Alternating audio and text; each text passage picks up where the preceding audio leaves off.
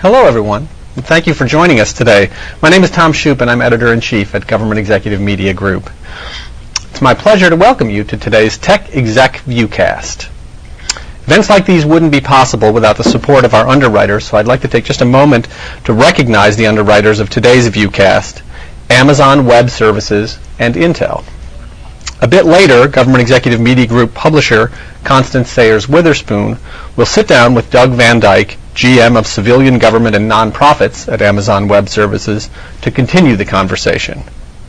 As we get started, I wanted to point out several features that will be important to you during the Viewcast.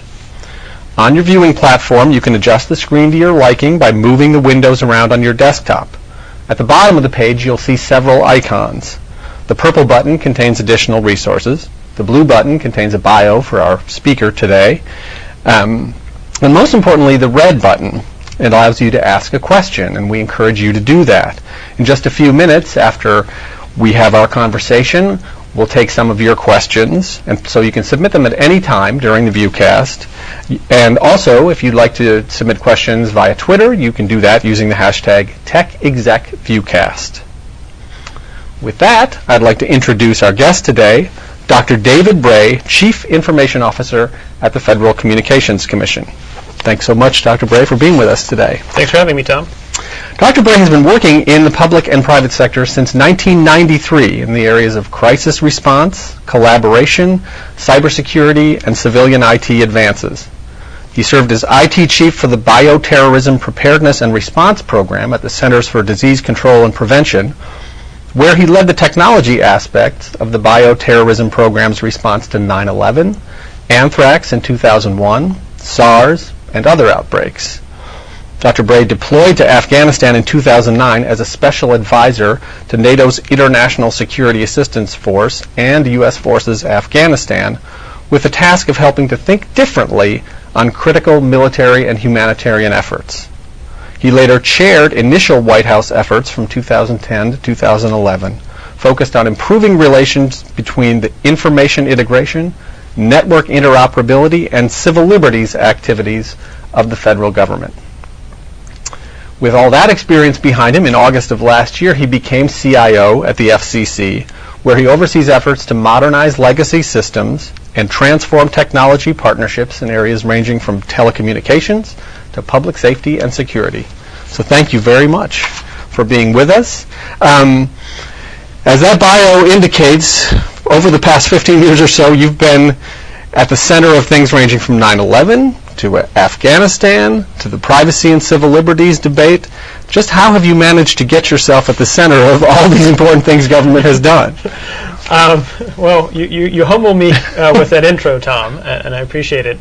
To be honest, actually, I think first I want to give credit to my parents. My father's a Methodist minister. My mom's a school teacher. They inspired us, both my sister and I, to do public service, and so that was always sort of a meme that we sort of had. And they really just encouraged us to find where we could actually put our talents to use. And so early on, I actually started working for the government, as you said, when I was 15, which I recognize as kind of an interesting path. That was back in 1993, so I guess the dot-coms hadn't started yet, although I actually was working on pre-Netscape Navigator. This was Mosaic and working on the early web there. And since then, I've just tried to find places where I could add value and be of service, and so that's taken me to interesting places. I do have to admit, early on in my career, and maybe even so even today, I worry that I'll say the best years of my life were my teenage years. and so I have no idea what the future has in store, but I hope I continue to be of service to the public. Great. Not to, at the risk of putting you on the spot, of the various challenges that you've been in and around, what's the biggest that you've had to deal with so far? Wow. That is a great question. I think probably the biggest challenge was right after 9/11. Literally, I had signed up about a year earlier for what was called the Bioterrorism Preparedness Response Program at the Centers for Disease Control. We were only about 35 people. I was the one IT person that also happened to know biology. And about every 6 months, it was a question of, well, our funding, are we a Cold War relic? Did we really need to exist? And I actually literally thought I would do the program for about 3 or so years and then join the Peace Corps. And so it was actually on September 11th, 2001 at 9 o'clock in the morning that a few of us were supposed to actually brief the CIA and the FBI at 9 o'clock in the morning as to what we would do if a bioterrorism event happened. The world changed. And literally, we piled computers into cars and drove someplace else with the computers. That was the state of information sharing at the time. And for about 3 weeks, dealt with the response to both what happened both at New York and with the Pentagon, as well as monitoring the U.S., working with our state and local public health partners for a secondary event. Stood down on October 1st. A few days later, flew up and actually gave the briefing that we were supposed to give to the CIA with a couple colleagues. 24 hours later, the first case of anthrax shows up. And throughout this all, you have people, we had people that were working very long shifts, working 20-hour shifts. I personally recall sometimes, even sleeping there or going home and getting 4 or 5 hours of sleep and coming back because it was truly, it was a call and you had to be of service. So I think the biggest challenge there was being of action and being of service and being purposeful and trying to be what I call and what I continue to try and embody, which is a non-anxious presence in a presence of where was crisis or things like that. Actually, my father had given to me earlier a poem called If by Rudyard Kipling, which opens up with, if you can keep your head about you when all are losing theirs and blame it on you. I've had that in my pocket since I was 20. I still carry it to this day, and I try to share it with people. I think that is the real value of public service, is being that non-anxious presence when things happen. Great. I wanted to ask you a little bit about the overall subject of today's discussion, the role of the CIO. How do you see that role changing in government, and how does it need to change? That's a terrific question as well. So I particularly believe IT, and in particular the internet, is now allowing us to do things that we've never been able to do before. I mean, we clearly have seen that on the private sector with a lot of innovative startups. We need to also have that same sort of introspection as well as outward soliciting of ideas as what can government and public service now do now that the internet allows us to basically do services that don't have to necessarily be in the same location. So we don't have to do everything in DC. One example is at the FCC, we've launched the FCC Speed Test app, which anyone can download from either the iOS or the Google Store. And on that, it actually allows you, if you consent, you can actually monitor your broadband connection speed 3 times a day, and you then can actually, if you choose to, you can actually share that data with the FCC. And the code is open source, so everyone can look at the code and make sure that we are truly anonymizing who you are and we're protecting your privacy and civil liberties. But as a result, we now have probably the first effective crowdsourced map of the United States in terms of connection speeds by providers. And that's actually something that in the past the FCC had to actually invest its own resources to do. Now we're actually involving citizens. And so I'm excited because now that the internet is allowing government services to actually be things that citizens can do and take part in, maybe we could actually redefine sort of what does public service mean to include citizens, public-private partnerships, as well as folks that are actually in government. Great. I want to ask you about the government's IT workforce. In your view, and you've worked across several different agencies now, does government have the IT workforce it needs, and will it be able to get the workforce that it needs going forward? So, in my view, we do have a lot of dedicated folks. In fact, I often think for Gen X and Gen Y in particular, anyone who signed up for public service and has actually survived sequestration, they're really in it because they care. And that is, I think, is a lot of public service is having that 80% of passion. The talent, the nice thing about that is we can help train and things like that. And there are a lot of people that are extremely talented that are coming in. I think the challenge is they are in pockets throughout public service. There's no one place, and I don't think we should pull them in one place because that would be a disservice to the rest of public service.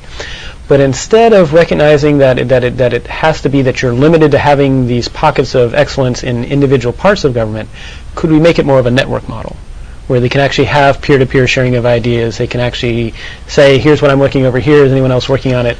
And do it in a way that's more effective than just email. Because unfortunately, I personally get, as a CIO, I get probably upwards of 500 or 600 individual emails a day that are not spam. So not counting spam. These are messages that, either it's just a heads up or it's an acknowledgement or something we're working on. Probably only about 50% I really need to be on, but even then, it loses the value of using email to connect. And so I am personally, I think in an age where everything has gone to the internet, maybe face-to-face, and actually getting these people to actually have conversations. Of course, the trouble is, travel budgets are scarce, so maybe we can do video conferencing instead. But just sort of recognizing that I think our government was designed intentionally to have if you go back to the Federalist Papers, they said they wanted ambition to counter ambition. They wanted turf battles as a way of doing checks and balances. Because if you thought about it, they had just fought a revolution against the king. And so we don't want a rise of a king-like individual in our representative democracy, because that's part of what we believe is true to the United States. At the same time, now that we have things that are horizontal in nature with globalization, we want things to actually be responsive and adaptive across sectors. And so often the things that we lament about government were actually intentional by the founders because they wanted those checks and balances. So I think for us the role is, with the IT workforce, how can we enable them to connect and network? I sometimes jokingly say it's going to take a network to enhance existing bureaucracy. And so how can we enable that network and actually sort of champion it? Because I think there's a lot of great people on the inside. I'm honored that you're having me here, but I think there's a lot more people at the FCC as well as the government agencies that if you met them, you would be so floored at some of the great stuff they're doing. When you talk about the issue of checks and balances and the built-in difficulties in efficiently getting things done, some of those, of course, occur across from the executive branch to the legislative branch to the judicial branch. But are you saying that also that's an issue within the executive branch itself? I do. I think it is an issue. And I think it's, again, you don't want any one thing to change too quickly. I think the public expects us to have consistency in government operations. Unlike a startup, we can't have an agency say we tried, but we happen to go bankrupt. That's not something we can do. And so as a result, when we are thinking about sort of the checks and balances, I think they are embodied in the executive branch. But that's also part of the funding approaches. So the legislative branch does have different committees that fund different parts. They have an interest in their own in committees, and so as a result, same thing with the executive branch too. There's different things there. And so I've always been, throughout my career, I've always been looking for horizontal and how can we work across domains and sectors. That's probably why I've gone into IT, because IT does cut across sectors. And I think that's a real interesting opportunity, which is how do we do horizontal networked collaborations in a system that was intentionally designed to be more compartmentalized, with good reason, because we don't want too much power or too much change to happen overnight, but we still need some adaptiveness and responsiveness to occur to address 21st century issues. Mm-hmm. I want to talk a little bit about some of the specific ways that IT can facilitate this kind of change. Mobility is one. So tell us about what you're doing in the area of mobility with the FCC's own workforce and externally. Yes. So with the FCC, we've we're rolling out right now virtual desktop, because we do have field offices, and so basically your FCC desktop is accessible on any device, whether it be a tablet, whether it be a laptop. It could even be available on your home computer, because you're essentially downloading the application. It's operating in a kernel, and you go from there. And so that's part of the vision that we have at the FCC, that really we should be able to work anywhere, anytime. I think that empowers our workforce, and that actually allows us to be more collaborative in nature too. We can actually go out to the field, we can meet with our industry partners, we can meet with the public, and we don't have to be limited to just working at our desk at some office.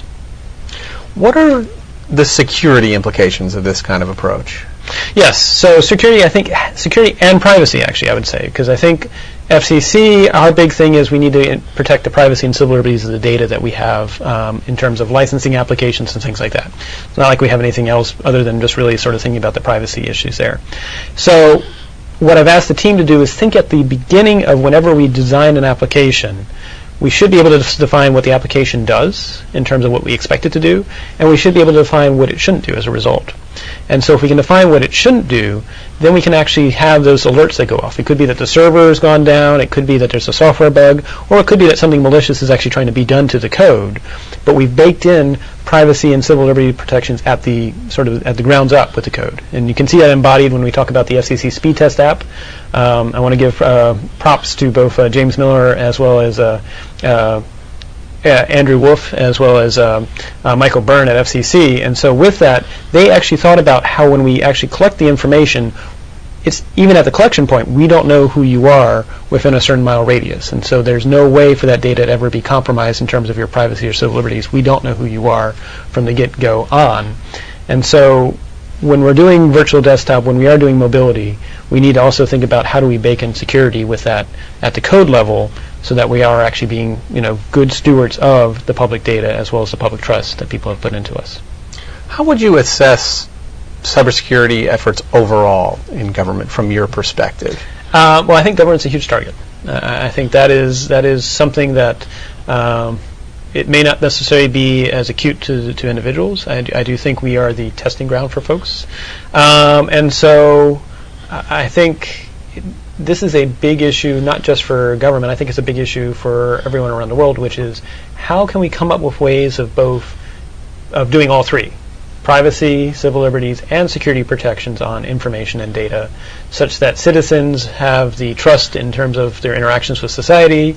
How can it be? We need to come up with solutions in terms of when you turn on your water or when you plug into your electrical socket, you're not worrying about having to do an additional filter on it, that it has become something that you can trust into when you plug in. But when you plug into the internet right now, sadly, I often tell people that if you want to be completely secure, disconnect yourself from the internet, and even then there may be other things you have to do. How can we get that trust in terms of what things we're doing on the internet? In all the things that you want to do and other CIOs want to do, a lot of what we hear is that people are saddled with legacy systems. And often you hear people come in and say, I couldn't believe the state of the systems when I came into office. So you're relatively new at FCC. What's your assessment of the state of the art there? Yes. So I often say that being a CIO is like being an individual who goes and buys a used car and drives it off the lot and then only then looks at the engine and says, what did I just inherit? So at the FCC, I've inherited at last count at least 207 different systems. Which is interesting because we're only an agency of 1,750 people. So I sometimes feel like I'm Oprah Winfrey, where it's like you get a system, you get a system, everybody gets a system. It's about 1 in 9 people. For every 9 people we have another system. And we have 18 different bureaus and offices. And so there's a need to work on an enterprise perspective across these different systems. Ideally, what I would like to work towards is let's understand the workflow that's embodied in these systems. At last count, more than 40% of them, and this was actually 2 years ago. 2 years ago, at last count, more than 40% of them were more than 10 years old. So I imagine that number has only increased. So as we understand the workflows that are meant to be embodied in these systems, can we actually instead sort of identify opportunities to modularize them? For example, we don't need to write 200 different times how to authenticate a user. That should actually be a module that we can reuse across different services. Equally, we don't need to write how to export to PDF from a system. That should be a module of code that we should reuse as well. If it's anything geospatial related, we can have that also be. And so it's sort of like a bottoms-up approach to service-oriented architecture. But instead of me as CIO sort of forcing it on the agency, I want to first understand what is the work we're trying to do? Has the workflow changed? Oftentimes at the FCC, when I'm talking to people, because we haven't updated our systems, because we haven't had the resources to do that for so long, the processes that we were using, for example, whether it may be in complaints where we're mailing out paper forms, that may have made sense 10 years ago, but now that internet accessibility has increased, we could default to a web-first approach, and if it's not available by the web, then we can do a telephone. Well, in some respects, that's non-IT. That's actually improving your process first, and then figuring out how the IT can enhance that and actually identify modular approaches to it. So I look at what I like the team to do, at least for the next 2 years, and actually have a goal of about in 18 months that we have IT, that folks are coming to FCC in terms of it is now one of the best places in government that actually has modernized its IT. But my goal is to begin a serious, hard look at how do we modernize these legacy systems. They've been neglected for so long. To be honest, the FCC apparently has had 9 CIOs in the last 8 years. So here at 7 months, if I stay for another month, apparently I'm at the average or beyond, and hopefully that will be the case. But sort of encourage the team to do the really deep, summative work of let's roll up our sleeves, let's do the work that's behind the scenes that maybe most people will never see, but if we don't do it, things will break. And we will lose public trust, and so we need to do that hard work at actually modernizing our IT systems. When it comes to those 207 systems, do you have a number you're shooting for to cut that down to? Yes. Well, actually, I mean, the specific number, no, it depends on the different workflows, but I would love to be able to come back in 18 months or 24 months and say, we have made substantive strides that I no longer have 207 systems. Maybe it's at least 1/4, maybe it's 50%, are now workflows that are embodied on a similar platform. And so what we're trying to look to is that something that's in the cloud? If that is in the cloud, what does it look like? How do we reuse those components? But part of that's going to be how do we engage with not just the folks at the FCC, but how do we reach out to our partners, the people that use our website, the public, and how do we reach out to them and actually have that conversation about what are the workflows that we need to modernize that are even non-IT in nature, and then how IT can help that, and how can we then have that be a more sustainable path than essentially having 207 systems for 1,750 people at the FCC. Yeah. You mentioned the cloud. How important is the shift to cloud computing in this whole modernization process? To me, it is extremely important. Part of it is we currently have our data systems on site, which means we're paying for DC real estate to store our data, which is probably an area where it's not the most cost effective. But also, if you look at it, the cloud allows us to do more rapid provisioning of common development platforms, as well as what we can do in the coding. And again, if we're really thinking about how do we bake in at the code level up privacy protections, security protections, I think the cloud enforces a discipline, if you're doing it right, where you actually have to think about from the ground up, how am I actually going to have alerts if something's going on? I know our security sometimes says, well, that means then the cloud people are going to be the first ones on the scene as opposed to us. But I think if you do it right, you can again have those triggers go on so that you can actually know what's going on with your services. You can know if you're seeing a spike in activity. It could actually just be more people are using the application. For example, with our national broadband map, that's actually an example of where right now it gets about 5 million hits on a month, of which apparently 9 out of 10 are more machine-to-machine transactions because other people are writing APIs, application protocol interfaces, to our data. Only about 1 in 10 is actually a human person. The rest are machine-to-machine. When the Time Warner Comcast came out, we saw that 5 million suddenly spike to 13 million. And so that's an example, again, of where having cloud services, we can actually do that sort of rapid provisioning of services when we need to, because of now there's some new topic or issue that our chairman needs to be responsive to, and we can help support that agenda. Is this, from a workforce perspective, are these kind of things, this level of change, difficult for the workforce to adjust to? So yes, I think change is always challenging. It's always easier to do what you've done. But our chairman has a wonderful phrase, which is saying that's what we did last year is just an excuse for not thinking. I use Mark Twain, which says, if you do what you've always done, you're going to get what you always got. And so I thrive best in organizations, and if you talked about my history, I tend to go to assignments where we need to change. Because that's tend to be what I embody. If it's something that's already been done before, I'm probably not the right person for you. If it's something that has never been done before, I would love to be there because I get joy from that. I also like being the underdog, and so it's when you give me this near impossible task that people say, how are you ever going to help make that transformation? I actually get an excitement of someone saying that's impossible. So when I first arrived at the FCC, my first 3 months was really, and it continues to be, understand, listen, seek to understand the narratives that are there. The wonderful thing about the FCC is about 15.5, of the workforce, they've been there for 15.5 years, which is amazing for a government agency, that the average person has been there for 15.5 years. I literally have met people that have been there for 30 years, 40 years. I've even seen people that have hit their 50-year mark, which is quite impressive for a government agency. And so it's important to understand the narratives and the histories of the place before you start to try doing change. Get input. One of the things I also did was I brought in food on my own dime to get different people to come together and actually just say, I'll be available between the hours of 11 and 1. I brought in food. If you'd like to have some food, come join me and have some conversations. And so I begin to hear and understand because, again, if I'm only 7 months in, I've now hit 7 months of a 15.5-year journey just to no longer be the new guy. And so then to begin to do change, I like to quote Peter Drucker's quote, which is, culture eats strategy for breakfast. And that's, again, why understanding the narrative is so important, because we are embarking on what I believe is an 80% human venture, a 20% technology venture. I believe my role as CIO is to be digital diplomat, both internal to the agency as well as outward in terms of what we're doing at the FCC, but also human flak jacket, because change means some bullets are going to be fired.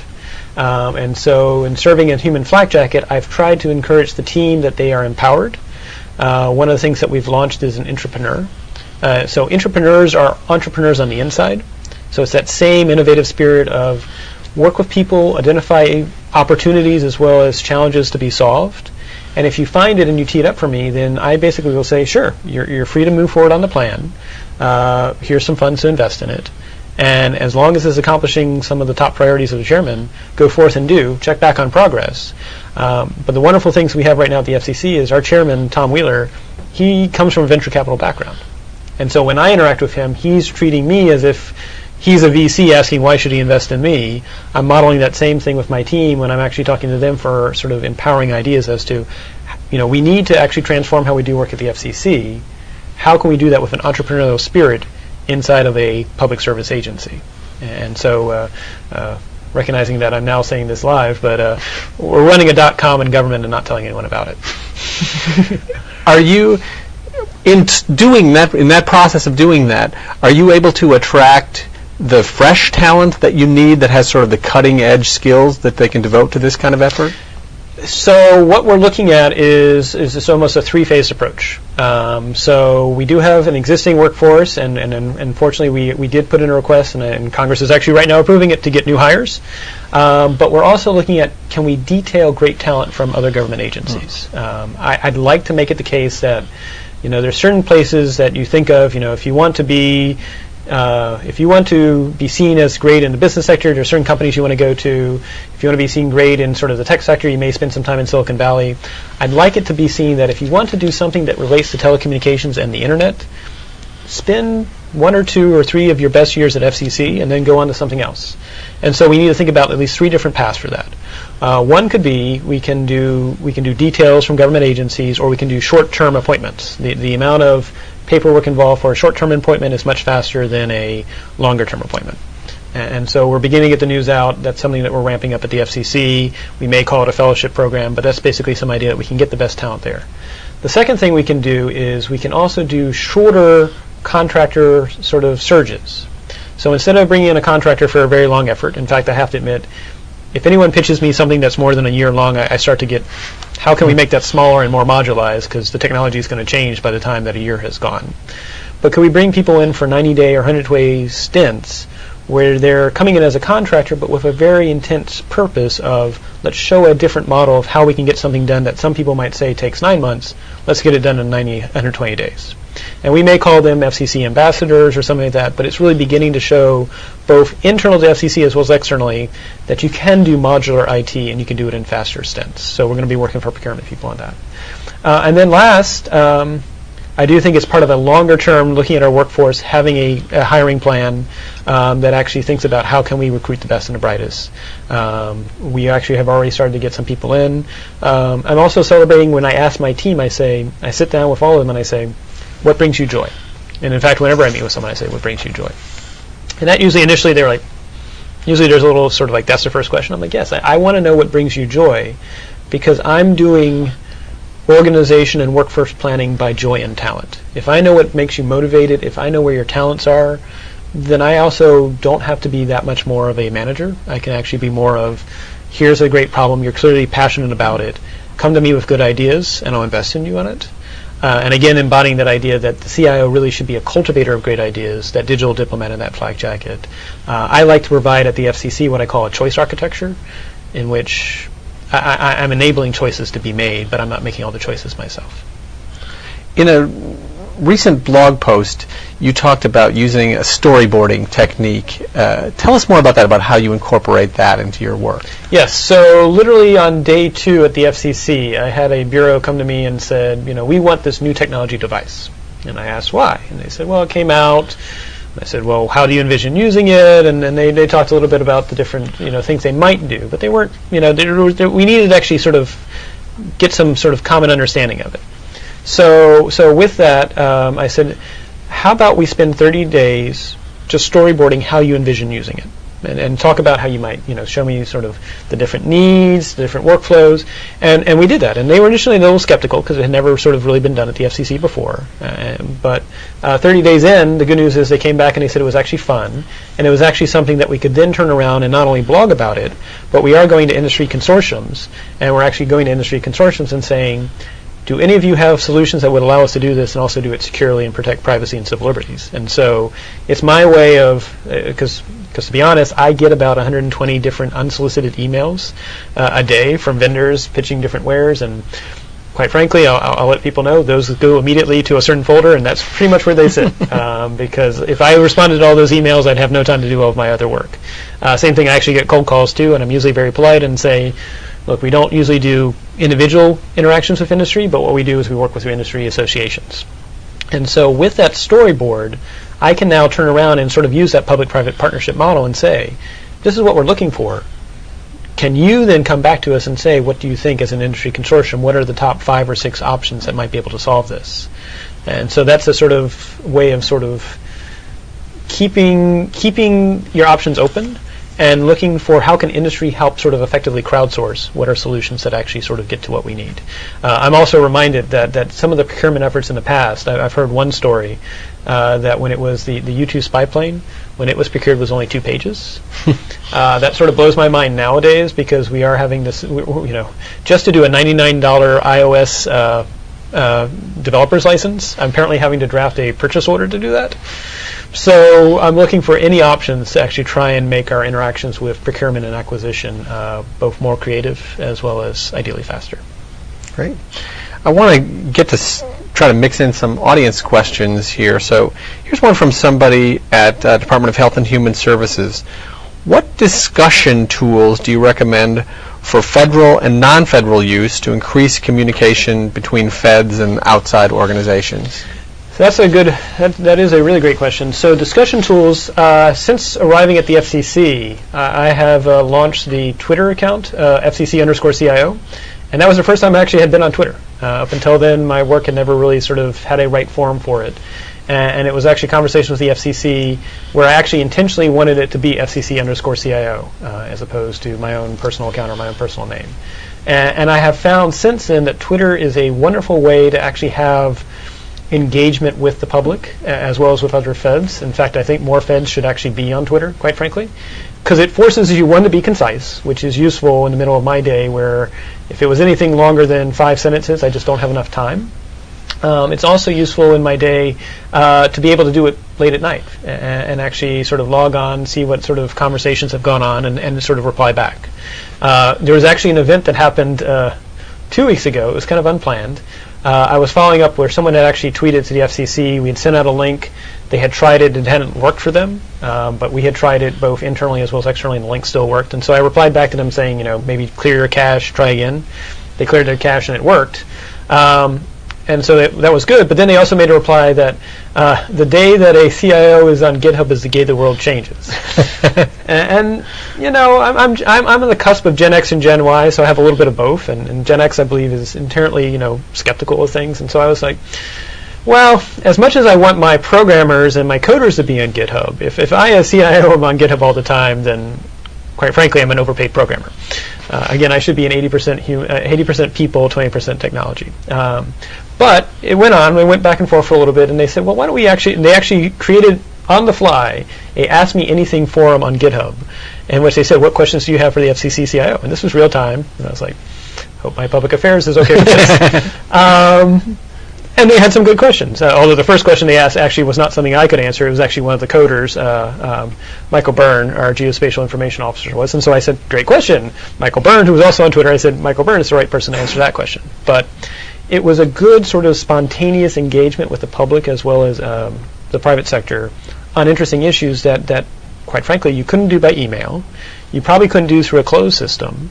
And it was a very open dialogue. And so I think when we look at discussion tools, we should look for things that are both attentive to the fact that people have huge demands for their attention to get work done, and so it should be very easy to use, very sort of attention, recognizing attention is a scarcity, and at the same time should be open. And so I think that's where we need to look for existing tools as opposed to building our own. Great. On a sort of related subject, you've written a lot about and talked a lot about citizen-led initiatives and public-private partnerships. Does government need to stop thinking that all the answers come from the inside? Well, fortunately, I think I think most of us in government, we don't think that. I think the big challenge is how do we enable those people that are in the inside that do recognize, quite frankly, we're all citizens. We're all, whether we're global citizens or citizens of this country, we all care about seeing what we can do as society. And so I think the challenge is that up until the past, partly because the internet was not here, but also because of concerns in terms of messaging and things like that, getting those workers who are passionate about working on important issues with citizens and engaging the public on that, it was very hard. It was through a funnel. Because again, that was the normal mode of communication. But now with the internet, you don't necessarily have to have everything through a funnel. And so I think the big exciting thing to me is what can not only the public do that actually benefits the public sector, but also what can government workers do that more engage the public sector. And there's going to be it's going to be some learning. It's going to be some interesting sort of startup models that are going to need to be tested. I do celebrate what Code for America is doing in terms of as a model. It is a short-term, usually they focus on short-term, sort of very visible wins, whereas most of what's needed on the public sector is going to be longer-term, where you have to understand the culture, you're going to have to build that narrative, you're going to have to build that change. So can we sort of take that same Code for America model in which there are these visible efforts that are engaging the public? One of the best examples I always highlight is they happened to have one of their individuals in Boston when there was a huge snowstorm. Boston had an issue of how do we remove the snow from all the hydrants, and someone said, well, we could write an app, and then basically people could go online and adopt a fire hydrant to clear the snow. That was so successful that later, when actually in Hawaii, where they're looking at tsunami alerts, where you have to check the batteries, they could repurpose that same code for tsunami alerts and actually check the batteries. And that was a way of both empowering citizens to play a role in public service, because it really is we the people. It's not us in D.C. It really is we the people. And at the same time, it also reduced the financial and the tax burden that had to be done by government, because it's no longer something, it could actually be, we could each individually do a small part well and not need to do this all large. And so I look at what's happening around the world with internet and with globalization, and I think, how do we maintain ourselves as a representative democracy and actually truly go back to embodying we the people? I'm very excited about the internet, and that's again why I guess I'm here in IT is, I think the role of a CIO is think about how do you engage not just the people in your organization, but the entire public and the global society as it is. Even with all those efforts going on, is it fair to say that a lot of the real hard work in government is internal systems and internal processes and fixing and modernizing things? I think it is, but I think we can make that visible in a way to the public if the public is willing to recognize it's not going to be shiny. I'd be more than happy to share, just the example of trying to get a procurement for a $99 iOS developers app and spending weeks on that effort. That's probably not necessarily a sensational story, but it's one of those things that people should understand that it's not even an IT issue. It's a procurement issue. Mm-hmm. I think we, the public, deserve the government we get, and so we need to be understanding that a lot of the work is deep and substantive in nature. And so at the very time where, interestingly enough, 24/7 news media and social media may be shortening our attention spans, we have to be willing to actually expand our attention spans and say, look, this is a very deep issue. If it was easy, it would have already been solved. It's not that people don't care and there aren't people that smart. In fact, I find some of the smartest, most dedicated people throughout public service, and that's partly where I get joy, is they're there.